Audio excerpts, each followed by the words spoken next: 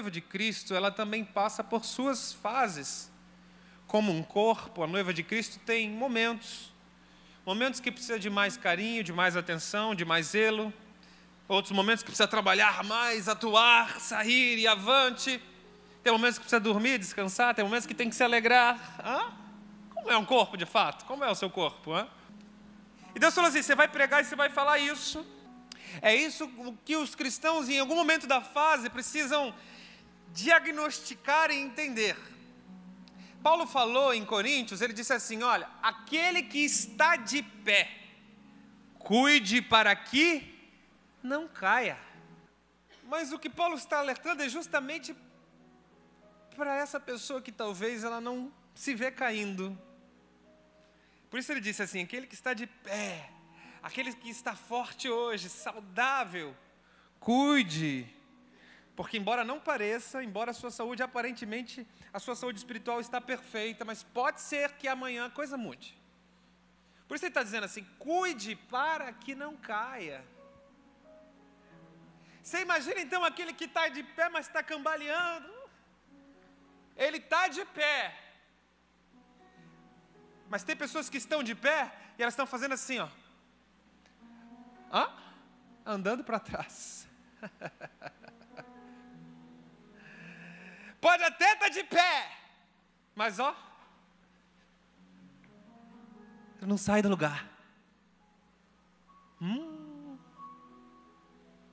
Você não está prostrado, você não se sente derrotado. Mas a Bíblia está falando com você que está de pé. Ei, cuide para que não caia. E cara, é muito, muito, muito forte o que Deus tem para nos tratar. Porque a carta que ele escreveu para Timóteo, Timóteo era um discípulo direto de Paulo, ele era um jovem, ok? E ele era responsável por uma igreja gigante. E aí Paulo escreveu uma primeira carta endossando que Deus levantou Timóteo, falando algumas coisas interessantes, mas na segunda carta, parece que Paulo escreveu para um momento propício, que aquela igreja que Timóteo estava cuidando, precisava daquela informação naquele momento, era um cuidado especial. E parece que todos os capítulos eles se completam, é tremendo, irmão. É muito chocante na realidade. 2 Timóteo 4:5 diz assim: você, porém, seja sóbrio em tudo, suporte os sofrimentos, faça a obra de um evangelista. Eita!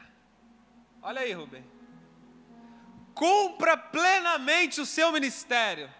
Vem, versículo 9 e 10. Procura vir ter comigo depressa. Olha o conselho de Paulo. Vem logo para a cidade onde eu estou. Por quê? Porque Demas me desamparou, amando o presente século mais do que a Deus. Eita! Ele estava em outra cidade, escreveu essa carta para Timóteo, ele disse assim, assim que você puder, Timóteo, vem para cá. Eu estou precisando de ajuda, eu preciso de um suporte, assim que você receber essa carta, que você puder, vem-te embora. Por quê? Porque um dos auxiliares diretos de Paulo simplesmente o abandonou, o desamparou. Por qual motivo? Teria ele sido enganado? Teria ele sido ludibriado de alguma forma? Paulo teria prometido algo que não cumpriu? Será que por acaso Demas recebeu uma outra proposta melhor para trocar de emprego? Qual teria sido o motivo? Paulo fez questão de dizer o motivo, porque ele amou mais o presente século do que a Deus. Em algumas versões já estão claras, atualizadas, ele amou mais este mundo, ele amou mais as coisas do mundo do que as coisas de Deus. Gente, vamos aqui, dá um tempinho aí, peraí, não entendi. O cara chamava Demas, e o cara andava com Paulo. Ele não era da igreja de Paulo. Eu vou lá na igreja de quem? Na igreja de Paulo. Eu estou na igreja de Paulo. Ele andava com Paulo. Se o cara que é capaz de andar com Paulo pode abandonar a fé por amar mais as coisas do mundo que as coisas de Deus, o que dirá da pessoa que está no seu GC? O que dirá da pessoa que está na sua igreja? O que dirá da pessoa que está na sua casa, na sua família? Se o cara que andava com Paulo, que viu o terceiro céu, meu irmão, que tem todas as revelações, a maior parte das revelações do Novo Testamento, que fundamentam a nossa doutrina cristã, ele é muito mais do que o conteúdo que está escrito para nós. Imagina as conversas na hora do almoço com Paulo. Imagina a troca de ideia no jantar com Paulo. Imagina o discipulado dos dois, Rubem, como era? Será que era bom o discipulado com Paulo? Meu irmão, imagina o tanto de tempo que Paulo orou, cuidou, quantas experiências com Deus que passou com aquele Demas. Será que o Demas já tinha participado de algum encontro com Deus, vivendo com Paulo? Será que alguma conferência apostólica nova Demas tinha participado, vivendo com Paulo? Vou naquela conferência. Será que ele tinha participado de algum espiritival na vida dele? De tanta experiência, de tanta informação, de tanta vivência, sendo discipulado pelo cara. Paulo, Demas, foi seduzido pelas coisas do mundo e amou mais o mundo do que as coisas de Deus. Eita! Pessoas que você investiu, você que gastou tempo discipulando, quanto tempo você gastou indo na casa daquela pessoa, conversando com ele, quantos GCs, quantas reuniões ela participou, diz assim, não, cara, é Deus, não, vou todo encontro, yes, é isso aí, acabou, transformou, beleza, daqui a pouco,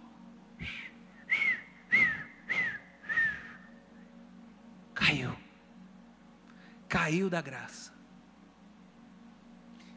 preferindo mais as coisas deste século. Eu sei que essa palavra é também de conforto para essas pessoas que investem em outras pessoas e daqui a pouco ficam tristes, ficam angustiadas, às vezes perdem até a noite de sono. Senhor, mas por que fulano? Por que ele? Tinha tanta gente para se desviar, logo ele. Meu Deus. Demas me desamparou. Demas, ele foi considerado um apóstata. Então, quando a Bíblia fala de apóstata, são essas pessoas que elas abandonam a fé cristã. Elas, popularmente falando, no nosso cotidiano, diz assim, desviou-se.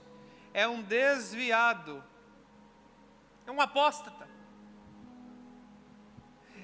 O que eu aprendo quando Paulo diz em 1 Coríntios 10, ele diz assim, olha, aquele que está de pé, aquele que se julga firme, cuide para que não caia.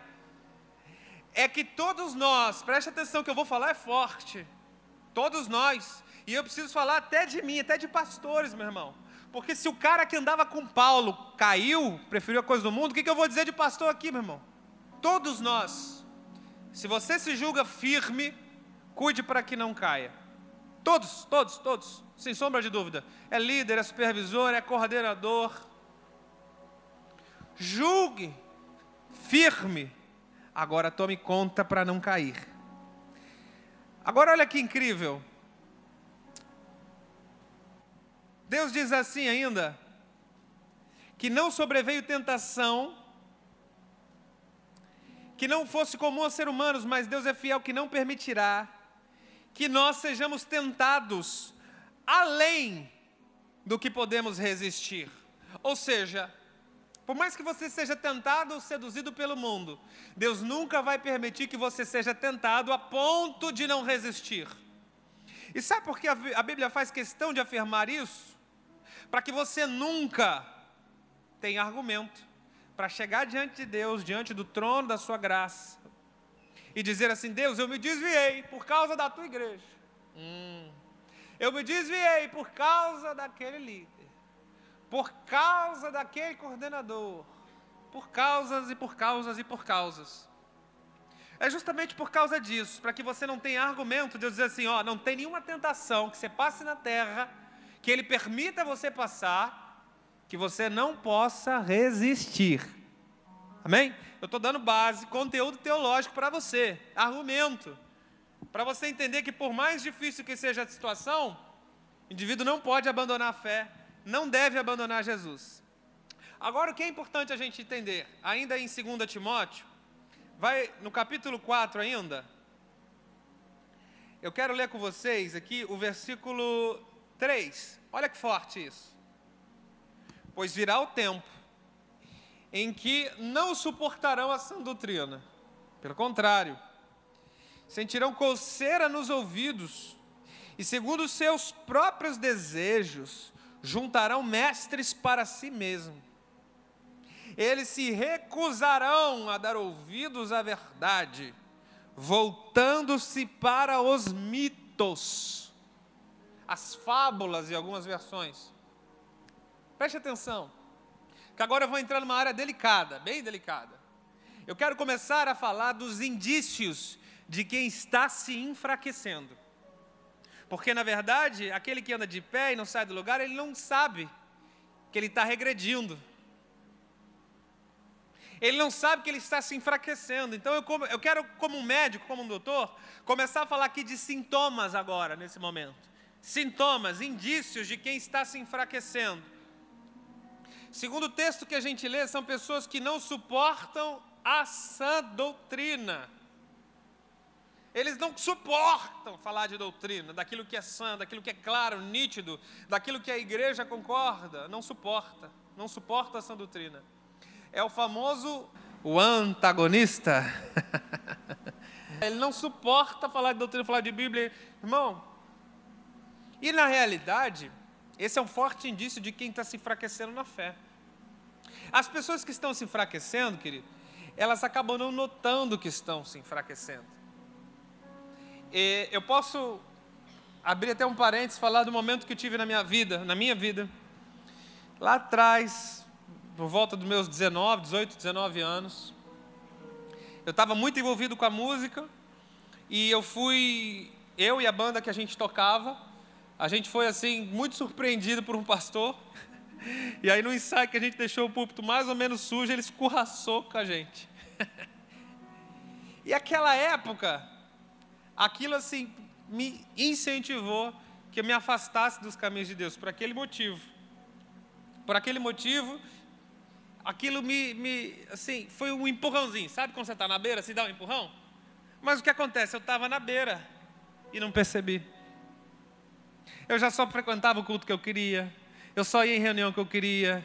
Nem tudo que eu ouvia as pessoas pregando, eu falava, mas não é bem assim. Já ouviu? Isso parece um demônio, né? Ou não é bem assim, não é verdade? Não é bem assim não. Então eu estava com fortes indícios de quem não suporta essa doutrina. Eu não suportava nem a comunhão com os irmãos, tanto que eu ia no culto que eu queria, eu ia no evento que eu queria, eu fazia tudo do meu jeito. O você fazer do seu jeito é o principal sintoma de quem está se enfraquecendo da fé. Por quê? Quando você pertence a um corpo, você não faz do seu jeito, você faz do jeito que o cabeça manda. Isso é tão óbvio. Você já imaginou se o seu coração, você falasse assim, só vou bater quando eu achar que é bom, né? Você já imaginou? Se quando você levantasse da cama, a sua perna dissesse assim, eu só vou esticar, dobrar e pisar no chão quando eu achar que for conveniente. Quando eu dormir mal, eu não vou fazer isso. Ou seja, quem anda segundo o seu próprio desejo, conceito, da sua maneira, ele na realidade já está com um pezinho fora do corpo. Ele não entende o que é corpo. Ele não entende que o corpo é um conjunto, ele anda em sintonia, em harmonia, um membro com outro membro. E aí o que? Como diz Paulo, não suporta essa doutrina. Se sente o dono da verdade. É quando diz assim, não é bem assim, olha, escuta. Não é bem assim não. Eu estava lendo a Bíblia outro dia aí, e Deus me revelou. Papai. Eu estava lendo a Bíblia e Deus me revelou. Ou seja, tudo aquilo que a igreja tem de revelação nesses 2000 anos, meu irmão, nada disso, não é bem assim. Deus me revelou quando eu estava lendo a Bíblia. Uau! Você deve ser maior que Moisés e Elias, mano. Será que você não é Jesus que já veio e a gente não notou? As pessoas começam com o discurso e elas não percebem. Porque é isso que eu quero frisar, quem está se enfraquecendo não percebe que enfraqueceu. Sabe, quando o Espírito Santo vem no primeiro momento na sua vida, ele vem com Pentecostes. Ele vem com o sopro de um vento veemente e impetuoso. Aí vem, meu Deus, fui batizado, é o Espírito, uou! Mas quando ele sai quieto, devagar, em silêncio. E a gente não percebe. E aí quando você começa a agir sem o Espírito, na ausência temporária, ou sem a sensibilidade para ouvi-lo, esse é o terreno mais perigoso que você possa andar. É o pior, porque ele sai devagarinho e você não percebe. Começa com uma discussão aqui, começa com não concordo aqui, Olha a diferença de quando eu estava lá atrás, com meus 18, 19 anos, que eu estava me desviando. Eu olhava para o púlpito e dizia, não é bem assim. Hoje, que eu estou forte, eu posso sentar com o meu pastor e dizer, pastor, por que o senhor disse isso? Por que o senhor pregou isso? Me mostra isso na Bíblia. A diferença de uma coisa para outra. Hoje eu posso com paz, com alegria, com clareza nas palavras, sentar com o meu pastor e dizer, pastor, por que o senhor disse isso? Me explica, eu não entendi. É muito diferente daquele que no seu interior aponta e diz assim, não é bem assim. Não suportam a sã doutrina, dá comichão nos seus ouvidos. E aí o próximo passo é ajuntar mestres segundo o seu entendimento.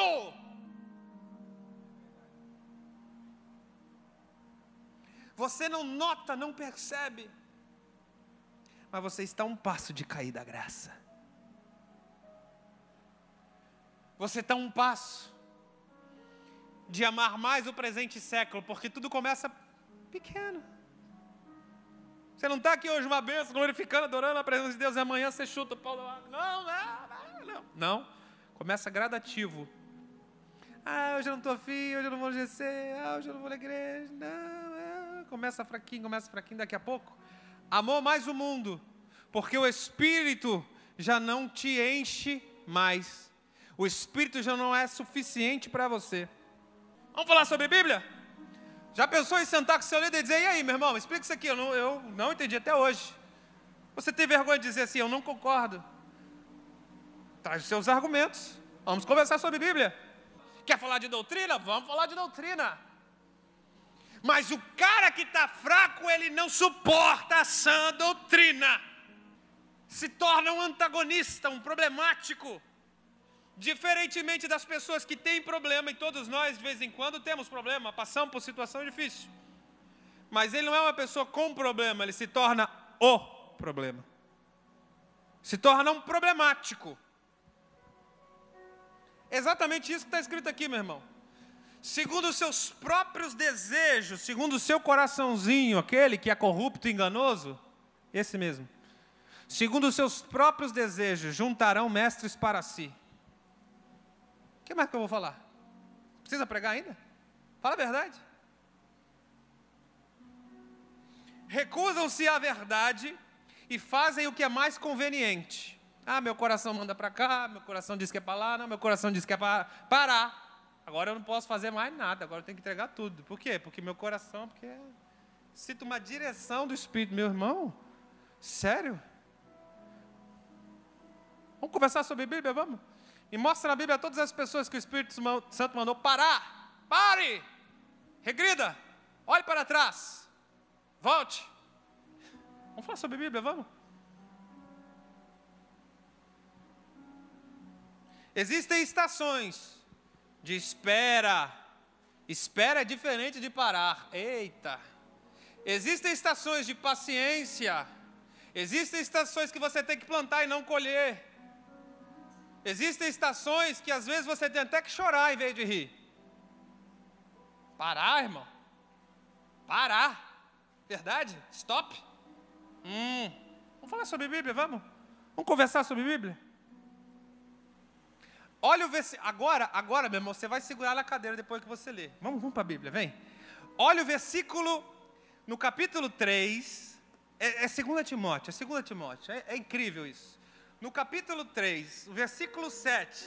Olha o que está escrito.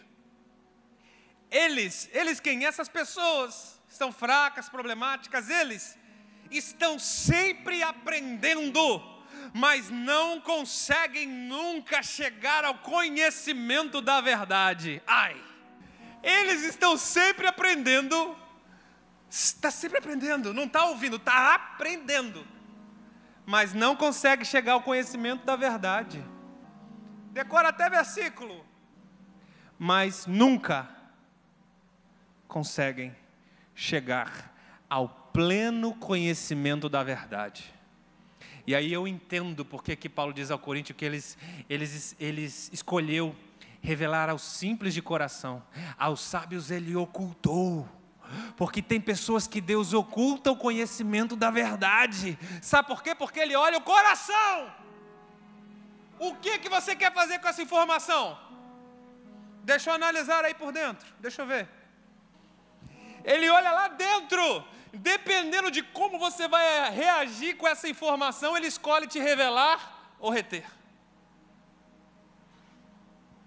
O que você quer fazer com essa palavra? O que você quer fazer com essa revelação? É para acusar alguém? É para apontar para a igreja? É para dizer? É para ferir? É para julgar?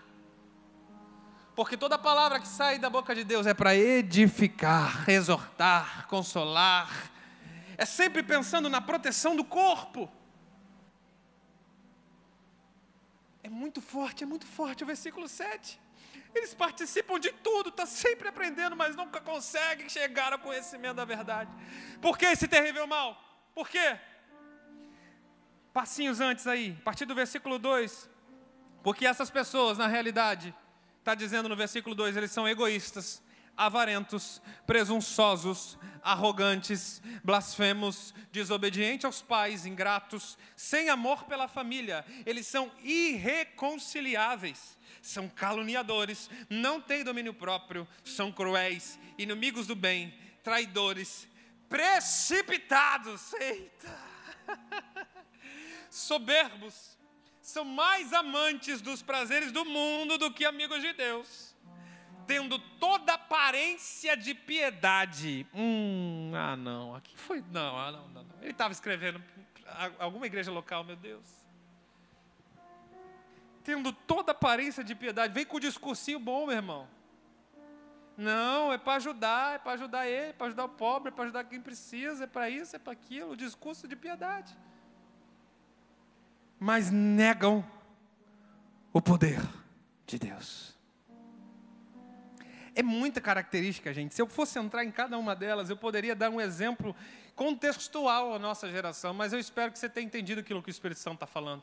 Como eu disse, eu não posso aqui atrapalhar o que ele quer fazer. Mas algumas palavras aqui me saltam aos olhos. A palavra precipitado. São pessoas precipitadas.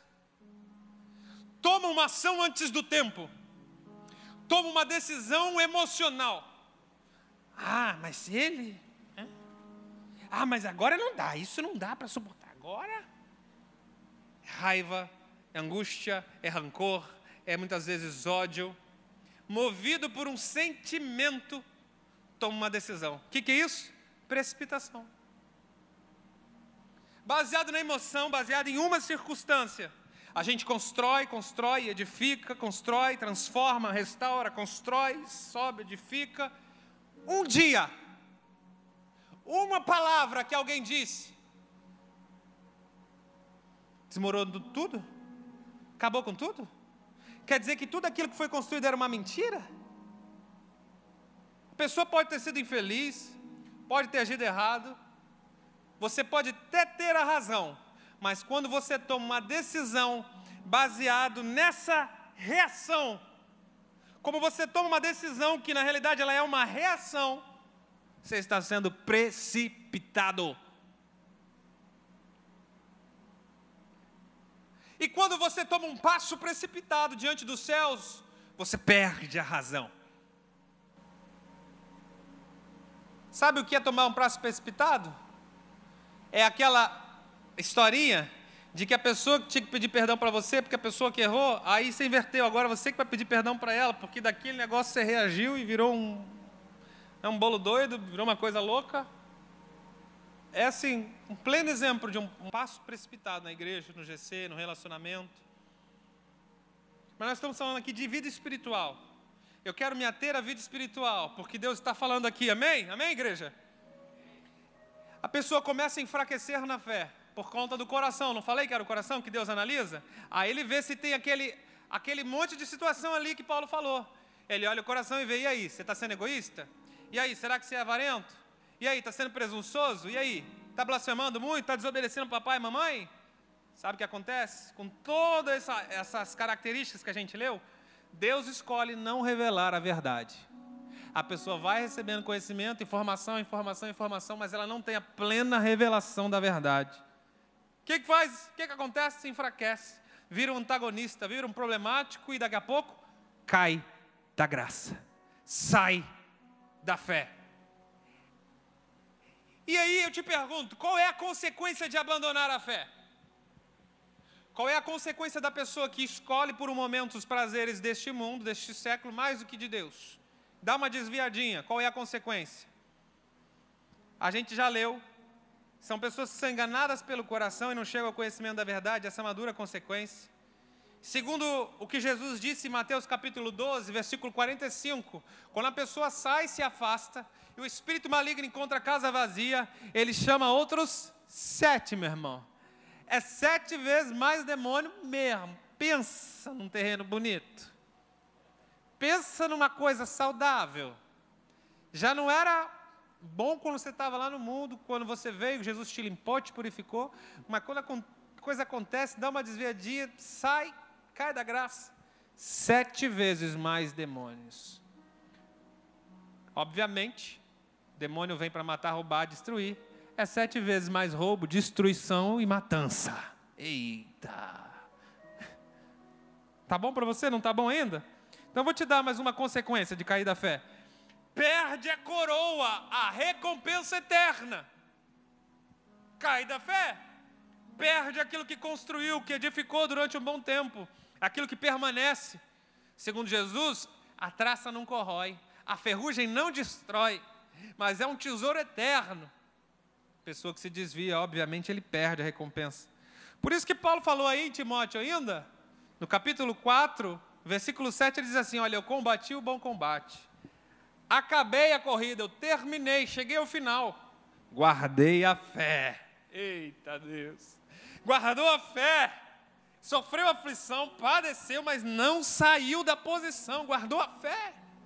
Agora, o que ele diz? Está-me reservada a coroa da justiça. Olha o reino aí. Ah, meu Deus. Olha a recompensa aí, olha o galardão. Paulo estava entendendo porque ele terminou a corrida. Você quer sair antes da corrida terminar? Só porque você às vezes se perdeu numa curva, irmão? Só porque às vezes um pneu furou? Faz um pit stop. Troca o pneu. Chama a equipe. Chama todo mundo, troca o pneu, ajeita daqui, ajeita dali, sai do pit stop moendo. Diz assim, eu vou acabar essa corrida, custe o que custar. Se você é essa pessoa, pode aplaudir Jesus agora, vai. Aleluia. Doa quem doer. Custe o que custar, acabe a corrida. Não saia antes da corrida acabar. Porque aí você pode dizer como Paulo. Olha, eu cheguei lá no final, acabei a corrida, guardei a fé, agora está reservada a coroa.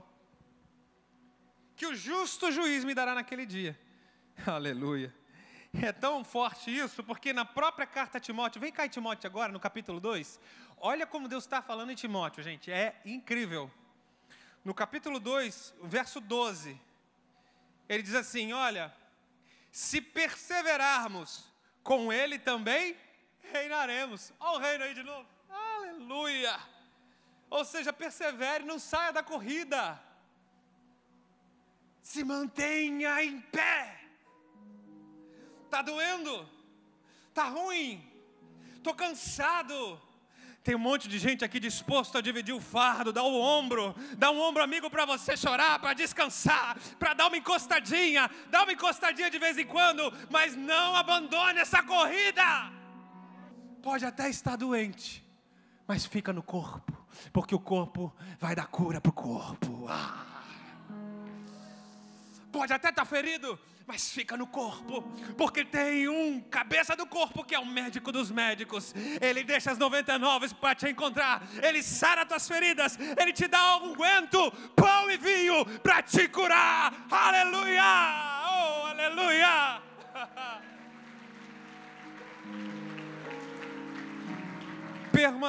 Permaneça, não é um apelo de um pastor, não é um líder implorando, por favor, não sai.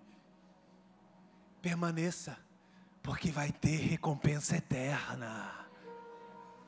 É a palavra, é Jesus dizendo, vale a pena permanecer. Vale a pena padecer, sofrer angústia, andar contra as emoções, contra os sentimentos, vale a pena permanecer, porque tem uma coroa eterna.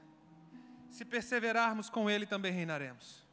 Agora, meu Deus, a pessoa começa, né? Ela não sente o Espírito Santo sair. Sai devagarzinho, em silêncio, ela vai enfraquecendo, falta um ali, falta outro aqui, daqui a pouco está questionando aquilo que se faz, aquilo que se prega, não consegue suportar essa doutrina, aí daqui a pouco ela está juntando mestre para si. Sabe o que é mestre para si, meu irmão? Na linguagem super atualizada aqui do pastor Tiago, é estar se alimentando só do YouTube.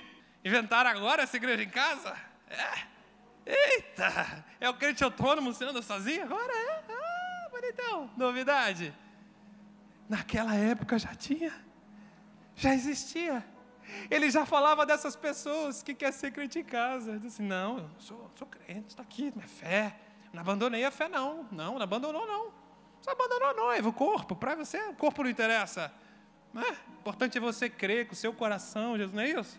Pelo amor de Deus, gente. Pelo amor de Deus, deixa o conhecimento da verdade entrar no seu coração.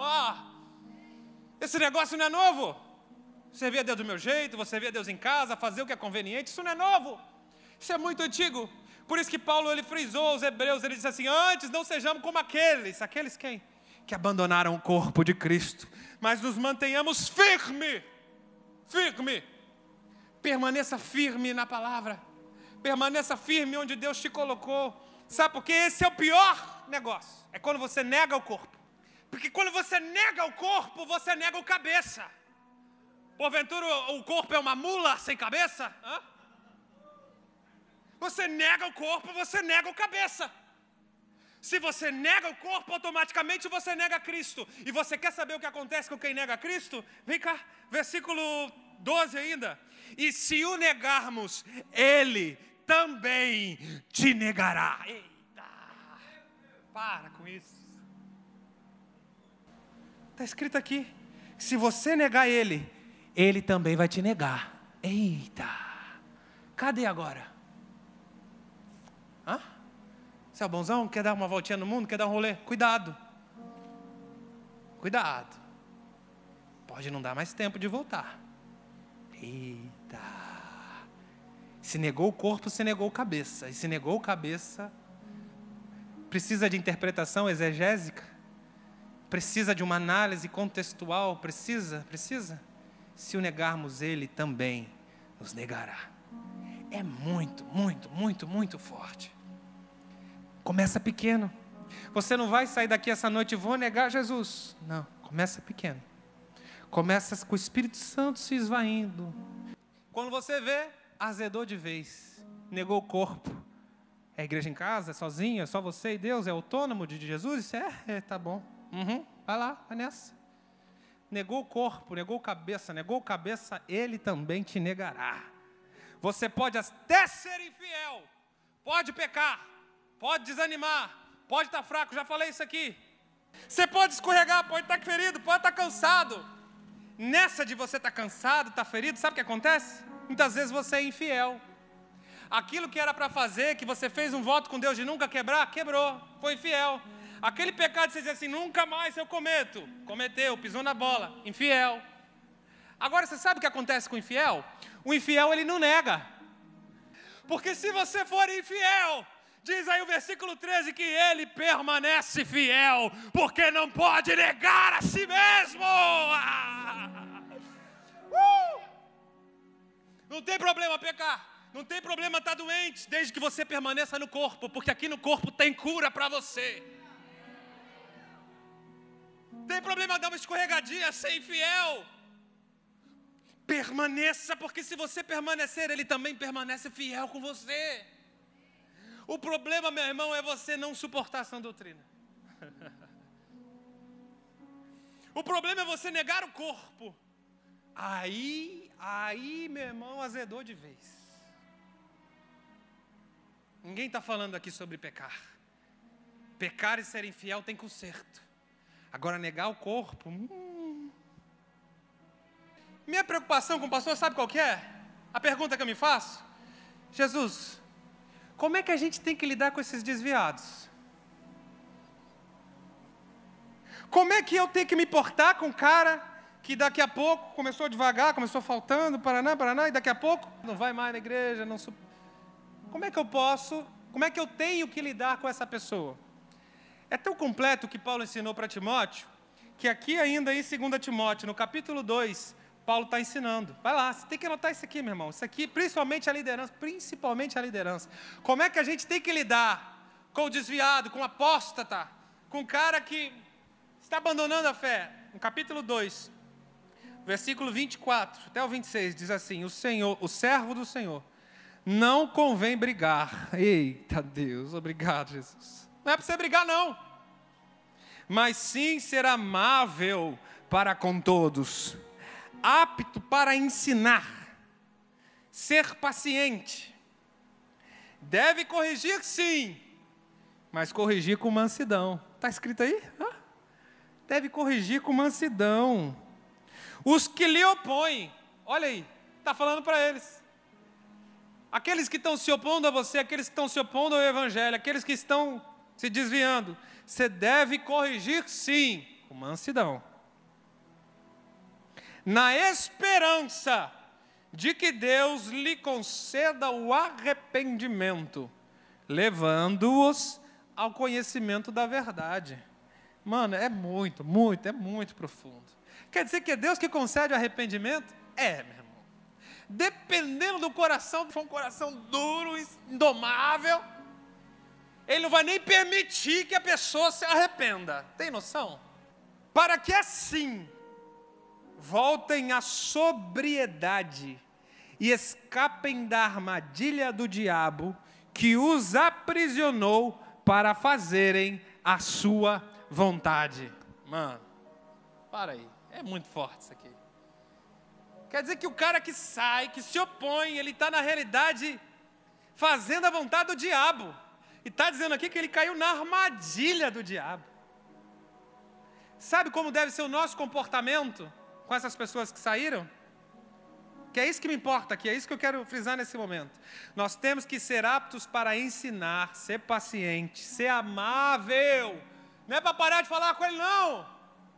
Você deve ser amável, porque Jesus disse que se alguém se bater na tua face, oferece a outra.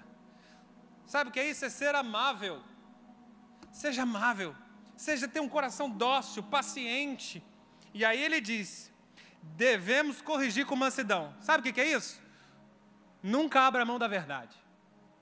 É o que a Bíblia está te ensinando e me ensinando. Não pode abrir mão da verdade. Aquele que abre mão da verdade, abre mão de corrigir. Não vale a pena nem falar mais. Corrija com mansidão. Sabe o que é o com mansidão? É no dia certo, no local certo, na hora certa. Não é ficando dando direta no Facebook, não é dando direta por WhatsApp, não é contando historinha, ladainha, pegou no ponto do ônibus, pegou no pulo. Ei, você é desviado! Né? Não, meu irmão. Corrigir com mansidão é tempo certo, é lugar certo, é na hora certa. É direcionado pelo Espírito Santo, porque a mansidão é um fruto do Espírito. Vem com ele, amém? É assim que a coisa funciona.